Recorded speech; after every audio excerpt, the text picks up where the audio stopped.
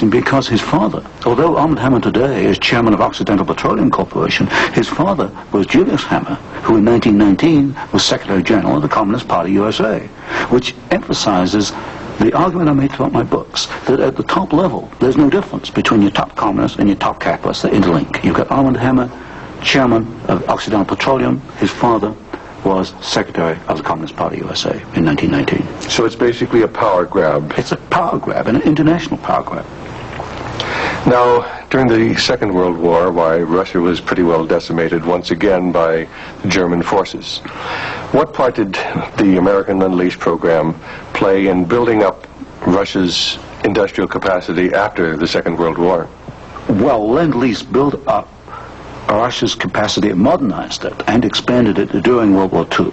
And there was some continuation all the way through perhaps to 1948, 1949. There was a program after Lend-Lease, which was supposed to be restricted to foodstuffs and industrial materials, but in effect, I checked the records in the warehouses in Sutton, Maryland, I find that even after World War II, and this was against the intent of Congress, I suspect, there was a massive transfer of the latest industrial equipment to the Soviet Union under the so-called Lend-Lease program. Now, in 1948, there was a fascinating book came out by Major Racy Jordan, in which he talked about American aid to the communists as far as their ability to build nuclear weapons. Did you ever have an opportunity of verifying the facts that we had given them the heavy water, we'd given them the wherewithal to build their atomic weapons? Well, as part of the work I was doing at Stanford, I did investigate the shipping documents for Lend-Lease, and I took a sample of these documents and I checked them against Major Jordan. And broadly, Major Jordan was correct within, say, about 5%. And Major Jordan, of course, made the charge that we had shipped materials to the Soviets, 1944, 1945, which were later used in their atomic program. There is no doubt. He is correct. We shipped heavy water, which is essential, but we shipped other items which are perhaps less obvious to the layman. We shipped, for example, aluminum tubes, and aluminum tubes are essential for atomic energy development. We shipped graphite, and graphite is another essential component. So generally, as far as I could check, and I checked the original government Lend-Lease documents, General Major Jordan was correct. Now, as the years have gone by, of course, we see a growing Soviet nuclear threat. The Soviets now have MIRV missiles. Can you get a little of the background on how the Soviet Union, which really didn't have the technology to develop those MIRV missiles that threaten our cities today, how were they able to develop the MIRV capacity? Well, you've got to go back and look at how the Russians were able to develop a rocket, space technology anyway. What they did after World War II was American forces were held back for a while the Soviets occupied East Germany. They stripped East Germany. They took back the latest of the V-2 rocket technology from Peenemünde and other places. And the V-2 became the basis of the Russian space technology.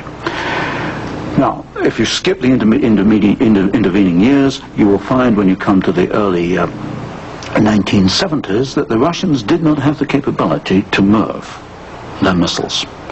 And in particular, they lacked the ability to produce the very precision, micro-miniature ball bearings that are needed for the control systems.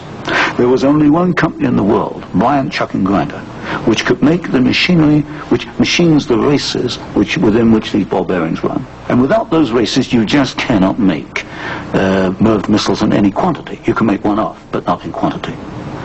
Bryant Chuck and Grinder was allowed to ship to the Soviet Union 45 of these machines at a time when we only had 33 in the United States. But wasn't there any objection to doing this? I objected at Miami Beach in 1972.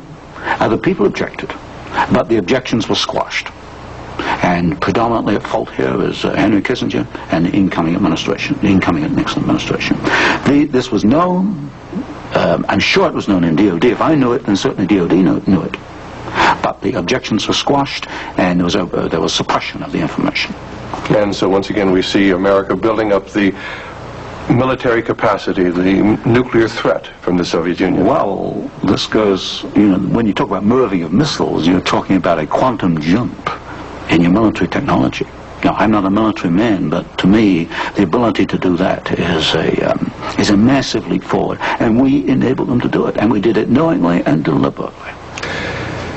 During the Vietnamese War, the Soviet Union and the Eastern European satellites were the primary suppliers of war materials to the North Vietnamese who were killing American boys in South Vietnam. Would you comment on our aid and trade with the Soviet Union and with the Eastern European satellites during that period of time? Well, there's no question that the Soviets were the prime suppliers of military equipment and suppliers to the North Vietnamese. Let me give you an example. The American pilots, as they flew over the Ho Chi Minh Trail, described the trucks that they were seeing as American trucks. Well, they were American trucks because they came from the Gorky plant, and Gorky was built by Henry Ford. And so you have the situation where we were in effect supplying both sides in the Vietnamese War. But the trucks were being built by the Soviet Union. However, were they getting any materials from the United States to help build those trucks? Yes, in the early 1970s, I know specifically of shipments of equipment into the Gorky plant while the war was going on, which in effect were aiding the Soviets to build more trucks to be used by the North Vietnamese. How about loans? Was America extending loans to the Soviet Union during this period when they were the primary financiers of the North Vietnamese? Yes. Beginning about 1970, there was a massive grant of loans to the Soviet Union. I'd say by about 1976, it must have totaled perhaps $40 billion outstanding. And so this, of course, these loans were used to enable the Soviet Union to purchase industrial equipment in the United States, and this industrial equipment was used to manufacture, in part, military supplies which were used against us in Vietnam.